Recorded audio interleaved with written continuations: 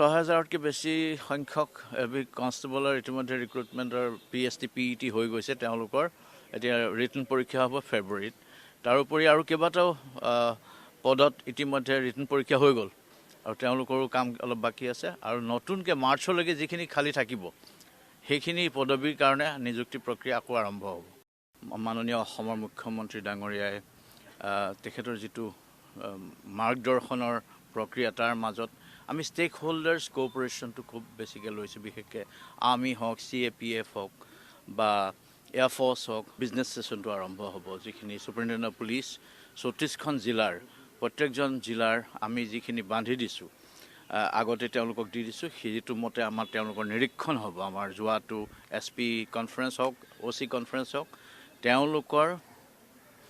মিটিংখনৰ যিখিনি সিদ্ধান্ত হৈছিলে সেই সিদ্ধান্তখিনি কিমান দূৰ ৰূপায়ণ হৈছে আৰু কিমান দূৰ ৰূপায়ণ হ'বলৈ বাকী আছে কি কি অসুবিধা আছে আমাৰ মেজৰ এচিভমেণ্টছ কিখিনি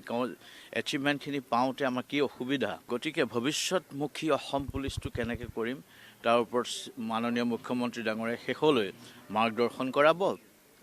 আৰু অহা কাইলৈও তেনেকৈ আমাৰ কিছুমান প্ৰেজেণ্টেশ্যন আছে অন পলিচি ইছ্যুজ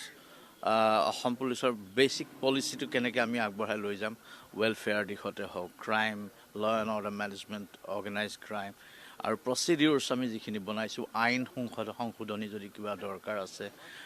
তাৰোপৰি প্ৰশাসন আমাৰ লিভ মেনেজমেণ্ট আমি চাইবাৰ অৰিয়েণ্টেশ্যন কি কাম কৰিছোঁ কনফাৰেন্সখন অন্য এক